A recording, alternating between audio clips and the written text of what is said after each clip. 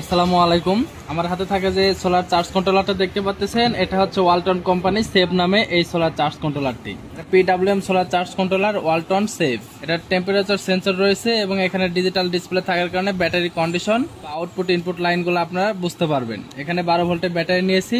এই 12 ভোল্টের ব্যাটারি দিয়ে এই সোলার চার্জ কন্ট্রোলারটি কিভাবে সেটিংস করতে হয় বা এটার যে প্রোগ্রামিং গুলো রয়েছে এই সেটআপগুলো আপনাদেরকে দেখাবো।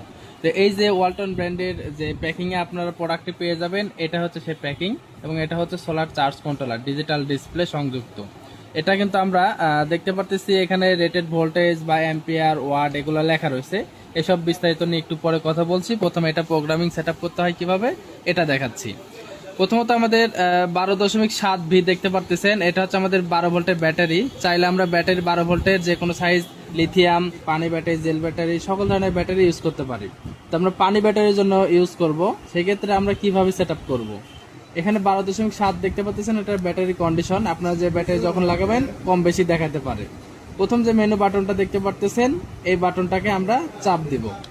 এটা চাপ দিতে 13.7 ভোল্টেজ দেখতে পারতেছেন। এই পাশে যদি আমরা সোলার লাগাইতাম তাহলে কিন্তু সোলারের আইকন ভেসে উঠতো, অর্থাৎ সোলার থেকে কত ভোল্টেজে চার্জিং করবো ব্যাটারিতে এই সিস্টেমটা এখানে দেখানো হয়েছে বা প্রোগ্রামটা সেট আপ করতে হবে। তো এই প্রোগ্রামটা বের করার পরে আবারও এই বাটনটাকে আমরা চাপ দিয়ে ধরে রাখবো, বা এই যে সুইচটা রয়েছে এই সুইচটাকে আমরা চাপ দিয়ে ধরে রাখবো।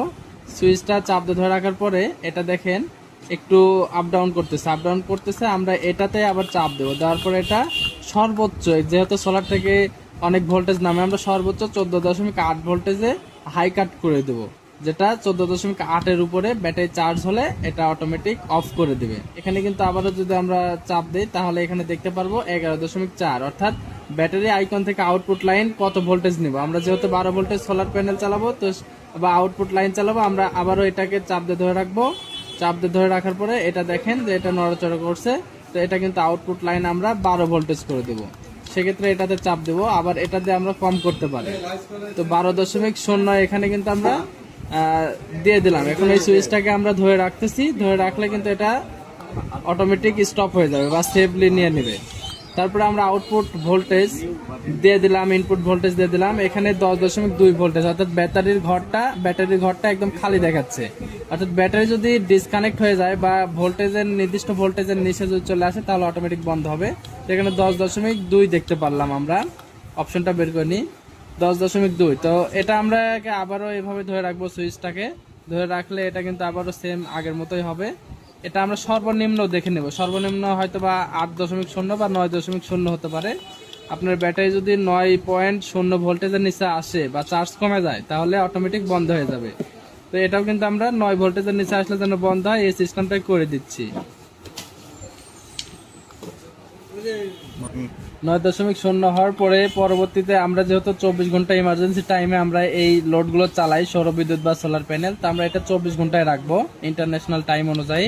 তারপর এটা B1, তারপরে অপশনটা এখানে রয়েছে, যদি পানি ব্যাটারি ব্যবহার করেন তাহলে B1 রাখবেন, আর যদি পাউডার ব্যাটারি ব্যবহার করেন তাহলে B2 রাখবেন, আর অন্যান্য লিথিয়াম ব্যাটারি সহ অন্যান্য ব্যাটারি যদি হয় তাহলে এটা 3 রাখতে হবে। তো আমরা আমরা পানি ব্যাটারি রাখবো, তাই আমরা হচ্ছে B1 রাখবো, প্রথম অপশনটাই রাখবো।